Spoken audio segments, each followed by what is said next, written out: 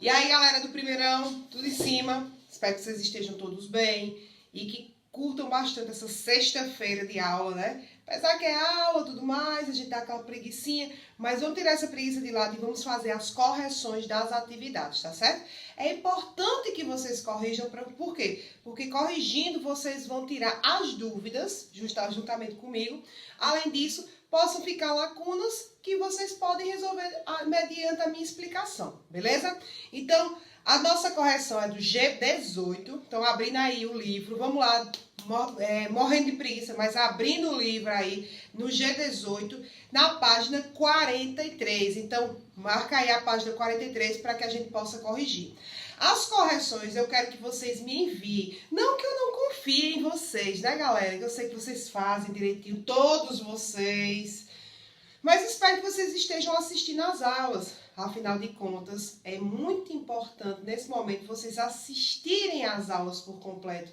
Não adianta só colocar o ok, seu nome, não. Você tem que assistir a aula por completo. Valorize o trabalho profissional, valorize o seu professor e se valorize, porque vocês vão precisar ir muito. Vocês estão na porta do Enem. Então, fiquem ligados, corrijam as atividades e me enviem para o e-mail, tá certo? Então, vamos lá. São só 3 páginas, então é uma questão curtinha. E depois eu vou mandar vocês fazerem uma breve pesquisa, tá certo? Não estou cobrando muitas atividades de vocês, como vocês podem observar, 3 paginazinhas. E hoje a atividade vai ser uma pesquisa, que eu vou marcar lá na Classroom para vocês, beleza? Então segue o fluxo, pega aí, abre na página 43 a partir de agora, galera. Hoje não tem Rádio Bruna, porque a gente precisa corrigir nossas atividades. Então eu tô numa vibe mais séria hoje, mais professorinha. Então, vamos embora corrigir nossa atividade, beleza? Página 43. Vamos fazer uma leitura em conjunto. Refletindo sobre a dinâmica que marcou as etapas de industrialização brasileira, leia as afirmativas e a seguir assinalando V ou F. Essa questão é de V ou F, no final você marca, né? Então, vamos lá às proposições.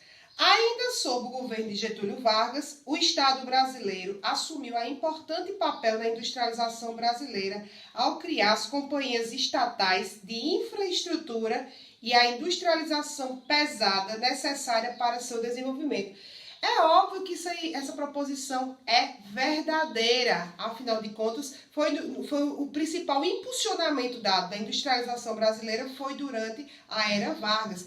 Como a gente estudou na aula passada de industrialização brasileira e suas fases, nós vimos que o plano de Getúlio Vargas era justamente criar uma infraestrutura para o quê? Predispor várias indústrias vindas de outros países, como é o caso, por exemplo, da Companhia Siderúrgica Nacional, a Companhia Vale do Rio Doce e a própria Petrobras. Então, verdadeira.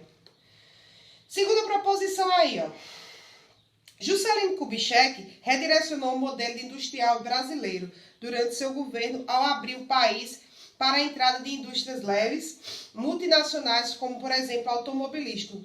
Com certeza é verdadeiro, porque Juscelino Kubitschek fez um plano de metas. Esse plano de metas de Juscelino Kubitschek era de 50 anos, que ele tirar o atraso de 50 anos da falta de industrialização brasileira em 5 anos de mandato. Então, uma das principais perspectivas do plano de metas era justamente impulsionar indústrias de capital estrangeiro, que são as empresas transnacionais, ou como diz a questão, multinacional, tá certo? Então, a proposição é verdadeira.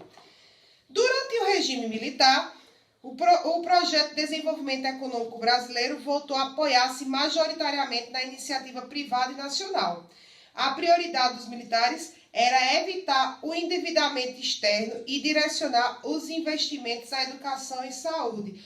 Óbvio que não, durante o regime militar houve um aumento da dívida externa no território brasileiro e, obviamente, também não se preocupou tanto em investimentos em educação e em saúde. Os governos militares se preocuparam mais em criação de infraestrutura para impulsionar a industrialização no território brasileiro. Então, o governo militar não estava se preocupando justamente nesses investimentos em educação, até porque eles almejavam mais as escolas técnicas e a força de trabalho do que propriamente as universidades. Então, essa proposição é falsa. Terceira proposição aí, aliás, quarta. A partir dos anos 90, o Brasil passou a seguir fielmente os fundamentos do neoliberalismo e, assim, promoveu a diminuição da participação do Estado das atividades econômicas e industriais brasileiras, através de um amplo programa de privatizações do setor infraestrutural e de indústria de base. Essa proposição está correta, afinal de contas foi nos anos 90 que o Brasil partiu para a perspectiva neoliberal. Ou seja, venda de empresas estatais para capital estrangeiro e investimentos em infraestrutura. Então, o impulsionamento dessa questão chamada de neoliberalismo econômico, tá certo? E também criando, por exemplo, infraestrutura para desenvolvimento de indústria de base, que é, por exemplo, indústrias siderúrgicas, metalúrgicas. Então, nos anos 90 começou também a entrar um capital transnacional no território brasileiro. Então, verdadeira. E última, atualmente as multinacionais controlam a maioria do mercado do setor das indústrias leves. Já no setor de bens de produção, ainda é vetada qualquer participação de iniciativa privada. Totalmente ao contrário. Afinal de contas, as multinacionais controlam as empresas do ramo pesado, de autopeças, de automóveis. E, obviamente, a iniciativa privada não é vetada, mas é sempre aceita no mercado internacional. Então, falsa. Então, primeira questão, você vai marcar aí a letra E. Primeira questão, letra E é a correta, certo? Vamos aí para a segunda questão, que é uma questão aberta. Vamos lá? Nos últimos anos, tem se constatado no Brasil um processo de desconcentração industrial por regiões, uma vez que, em 1970, 70% das 5 mil maiores empresas do país estavam concentradas na região sudeste. Já no ano 2000, esse percentual diminuiu para 55%, tendo em vista o deslocamento das indústrias para outras regiões brasileiras, especialmente Nordeste e Sul. Identifique e explique 2 fatores que propiciaram a ocorrência desse processo. Esse processo que retrata nessa questão é o processo de desconcentração industrial, que foi bem característico principalmente a partir dos anos 70, com políticas de desenvolvimento tanto da região norte como da região nordeste, e também uma desconcentração industrial, já que grande parte das indústrias sempre se concentraram na região sudeste. E esse processo de desconcentração industrial também desafogava o parque industrial da região sudeste, fazendo com que o Brasil estabelecesse políticas de aceleração de crescimento de outras regiões, né? Povoar para não perder, né? Então, muito importante essa questão aí. Então, vamos citar aí 2 fatores importantes para essa perspectiva, que é a ocorrência da desconcentração industrial. Políticas públicas, vocês podem colocar aí políticas públicas. Criações também, por exemplo, da Zona Franca de Manaus, que foi já importante para essas políticas públicas, né, para a desconcentração da região sudeste e na região norte. Tem um polo industrial na área da matéria-prima, que é a Zona Franca de Manaus. Políticas públicas.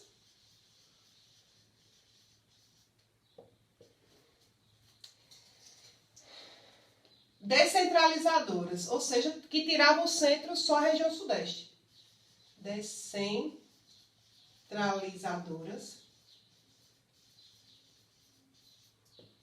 Descentralizadoras, expansão das redes de comunicação,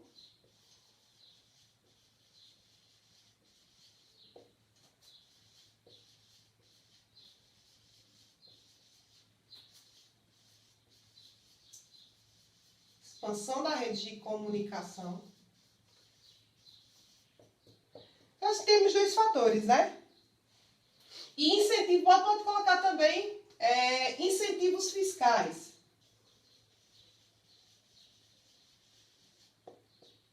Incentivos fiscais.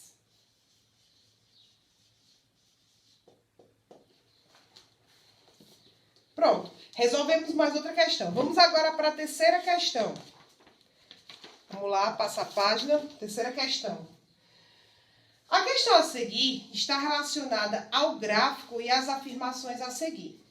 Aí tem um gráfico aí, a distribuição das indústrias por região. Vocês podem observar aí na questão, que vai do ano de 1996 ao ano de 2002. Primeira proposição. Apesar de continuar liderando o setor industrial, o Sudeste tem perdido inúmeros estabelecimentos que buscam novas áreas. Isto, nós sabemos até quando respondemos a segunda questão, nós vimos que é verdade. Até porque estamos passando por um processo cada dia mais acelerado de desconcentração industrial em relação à região Sudeste. Então, está correta. Segundo, um dos fatores que explicam a migração das indústrias para outras regiões brasileiras é a chamada guerra fiscal entre os estados. Sim, é justamente onde é que as empresas elas vão gostar de se instalar? Onde tem menos isenções fiscais, onde tem, por exemplo, mais oportunidades de crédito, linhas de crédito, disponibilidade de espaço, disponibilidade de matéria-prima. Então, essa proposição está correta. Terceira, a migração das indústrias para outros centros está relacionada à busca de locais que apresentem sindicatos de trabalhadores bem organizados. Pelo contrário, né? As indústrias buscam sindicatos dos trabalhadores cada dia menos organizados, para não buscar tantos os direitos trabalhistas, né? Eles querem explorar, na verdade, a mão de obra do trabalhador. Não que um sindicato vá lá e intervenha em relação a isso. Então, está incorreta. Quarta, o crescimento industrial das regiões Sul e Centro-Oeste pode ser explicado em parte pela proximidade dos novos parceiros do Mercosul. Sim, essa está correta. Afinal de contas, a região do Centro-Oeste estão justamente numas áreas de regiões fronteiriças com o Mercosul. Então, isso faz com que, por exemplo, há uma troca, um câmbio comercial entre um país para o outro do Brasil em relação ao Mercosul. Então, está correta. Aí tem aí a quinta, as indústrias que migram da região Sudeste têm procurado melhores suprimentos de energia e redes de transportes mais eficientes em outras regiões. Não, porque a região Sudeste, ela supre essas necessidades, de uma maneira geral, de transporte e serviços. Então, a terceira questão, letra B. Vamos para ir para a quarta questão. Quarta questão, vou colocar aqui do ladinho. A atividade industrial se constitui nos primeiros fatores da organização do território brasileiro. No período de 1930 à primeira metade da década de 50, essa atividade intensifica a internacionalização do processo industrial por meio de implementação de grandes complexos industriais, permitindo assim uma elevada geração de empregos no setor. Não, dos anos 50 não, isso aí já seria nos anos 70 que deu essa impulsionada no crescimento industrial, né? B, então a gente já descarta a letra A. B, promove a abertura de fronteiras ao capital estrangeiro com a criação de incentivos fiscais, cambiais, tarifários e creditários, visando atrair investimentos externos para o Brasil. Esses investimentos externos não aconteceram de 1930 a 1950, não. Esses investimentos de capital externos aconteceram principalmente com as políticas de neoliberalismo a partir dos anos 80 e 90. Então, a gente também descarta a letra B. C. Define as condições favoráveis para o desenvolvimento industrial a partir da produção cafeeira, ampliando o mercado interno e favorecendo a migração para a substituição de mão de obra escrava.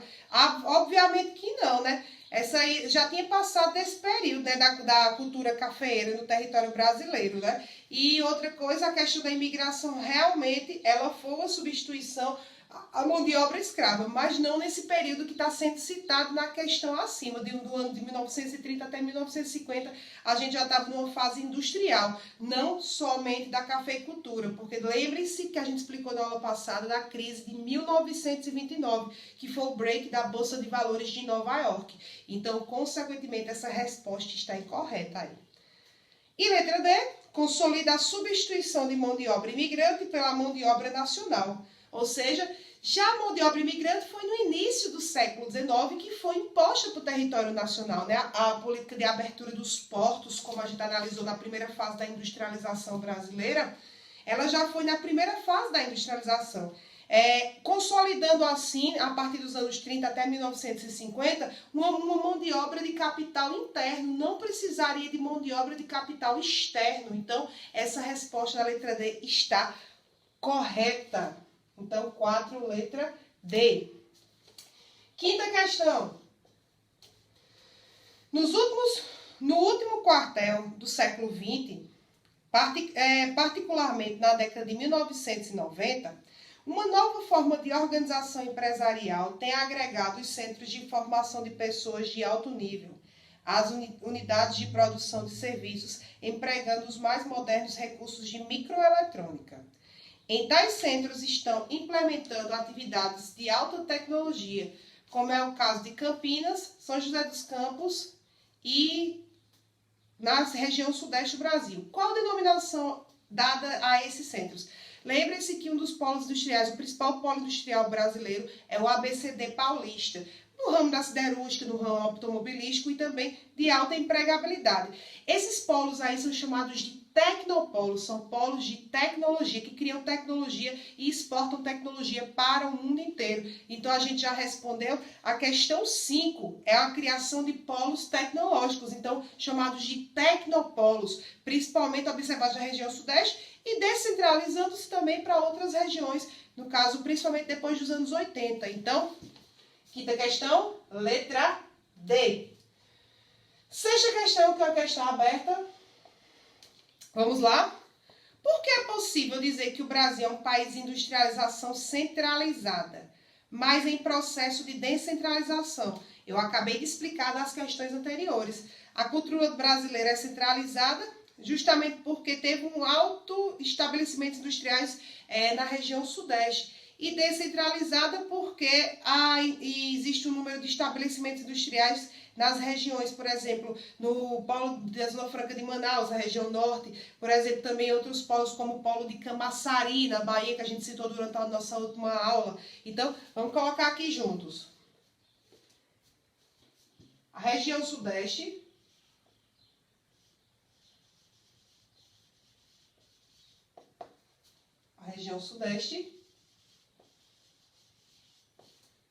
ainda detém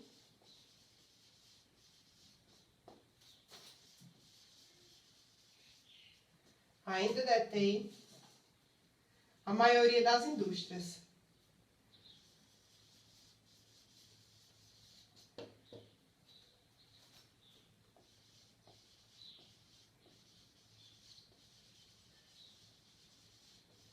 Ainda detém a maioria das indústrias, apresentando, vamos copiando, viu, galera? Apresentando, inclusive,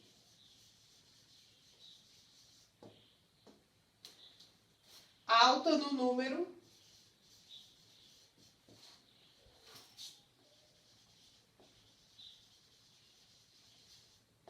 de estabelecimentos industriais.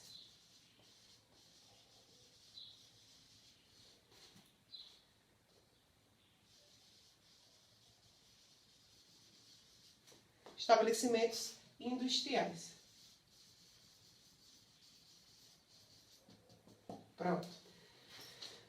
Seguindo o fluxo aí, questão 7. Anotaram? Qualquer coisa, dá uma pausa aí no vídeo e anota, viu, galera? Olha aí. Questão 7. Considerando as afirmativas a seguir, para responder essa questão. No período de 1930 a 1956, os grandes investimentos foram direcionados ao setor de base, siderurgia, petroquímica e extração mineral, com grande intervenção do Estado. Lembre-se que nós estamos falando dos regimes militares também, nessa década de 30 até 56. Então, houve justamente intervenção das empresas estatais, ou seja, criação de empresas com capital do Estado. Então, do ano de 1930 a 1956, os investimentos foram direcionados, sim, às indústrias de base. Tá certo? Então, primeira proposição está correta.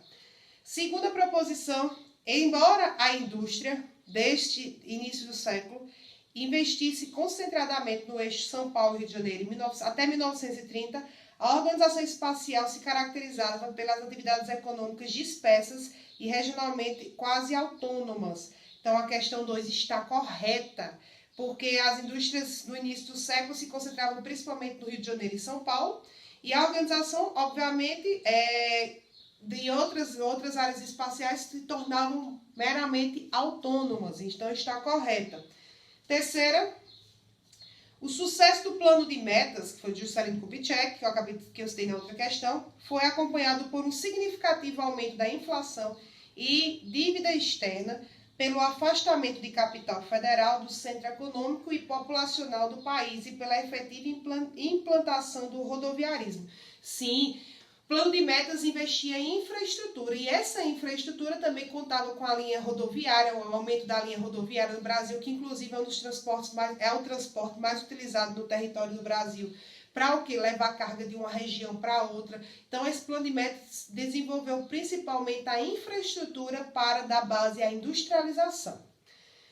E a quarta questão, a política do plano de metas acentuou a concentração do parque industrial na região sudeste, intensificando ainda mais as migrações internas e provocando o crescimento caótico dos grandes centros urbanos. Obviamente que sim. Quanto mais se industrializa, mais nós vamos ter o fator urbanização cada dia mais acelerado. Então, o plano de metas também serviu para uma concentração gigantesca da população brasileira em áreas urbanas. Então, a questão 7 é a letra E. Questão 7, letra E. Vamos ver aí a questão 8. Tem aí uma charge, aí tem como vai indo. Até agora eu recebi 4 currículos. Isso aí, no caso, é uma charge de uma maneira geral. A charge anterior ilustra bem um difícil caminho para o emprego formal na sociedade brasileira.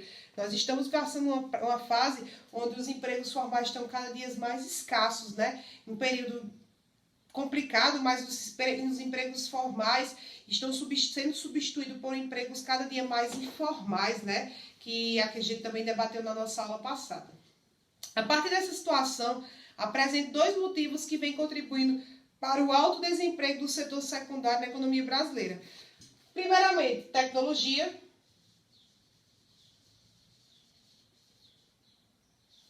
Segundo, nós vamos ter modernização.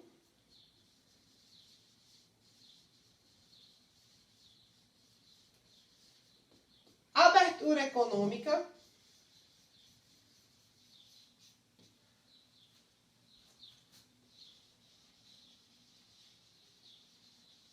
Abertura econômica. Também possuímos a questão de desqualificação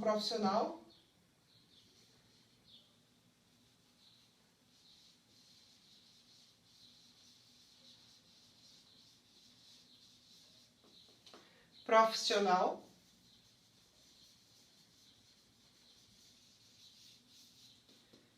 E, obviamente, também corte de gastos. Pronto. Basicamente, esses são os motivos que levam, por exemplo, a também o desemprego no Brasil. E também a mecanização, né? A elevada mecanização faz com que o emprego cada dia seja mais escasso no território brasileiro. Questão 9. Essa questão 9 aí, então, os dados a seguir tratam de uma população ocupada no Brasil entre o final do século XIX e início do século XX. Aí tem um gráfico aí, que vocês podem observar. A análise dos dados leva à seguinte característica econômica desse período. Crescimento do setor de serviços. Você observa que o crescimento do setor de serviços não foi tão efetivado, por exemplo, né, nesses anos aí.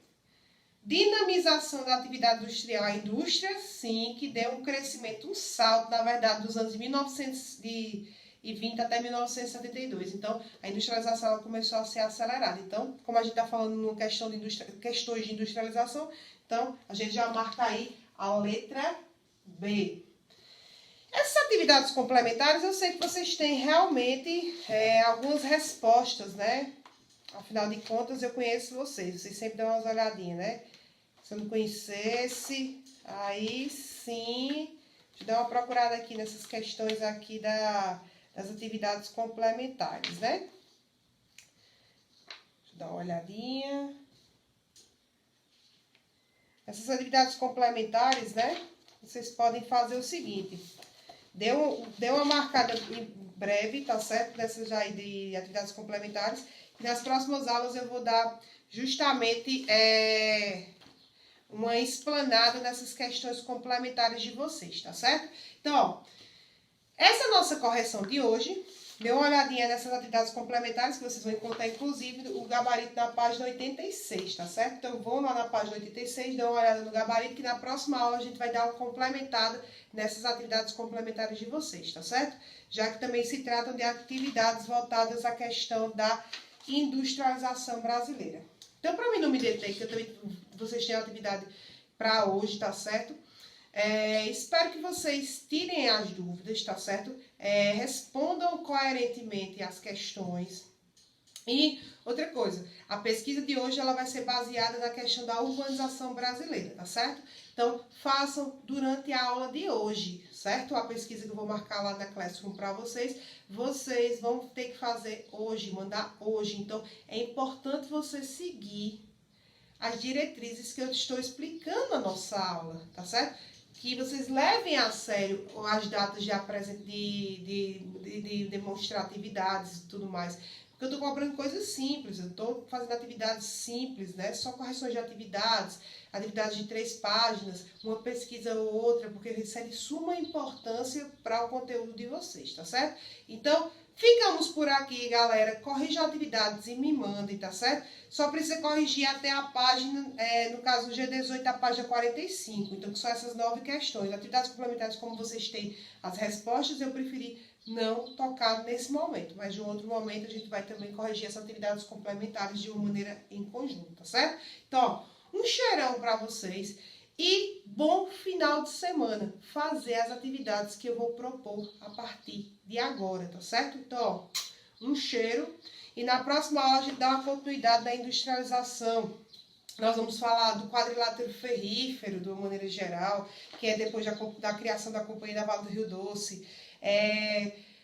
Por regiões onde se industrializou mais o território brasileiro. A gente vai falar também do caso da Serra dos Carajás, as indústrias de base, da Serra do Vale do Rio Trombetas, da Zona Franca de Manaus, como é que aconteceu a questão do colapso do café, a privatizações dos anos 90 no território brasileiro, obviamente, e depois a gente vai partir da perspectiva da industrialização através das fontes de energia. Você sabe que para industrializar o território brasileiro teve que também se investir, além de infraestrutura, teve que se investir também no campo da energia. Você não tem indústria se você não tiver uma boa base energética, uma boa matriz energética no território brasileiro. Então, vamos ver esses programas de investimentos em territórios de energia, como o Proálcool, que é bem histórico, né? As energias termoelétricas, como é que foi construída as energias hidrelétricas, como é que se deu o processo também de interiorização das indústrias. Tudo isso nós vamos ver a partir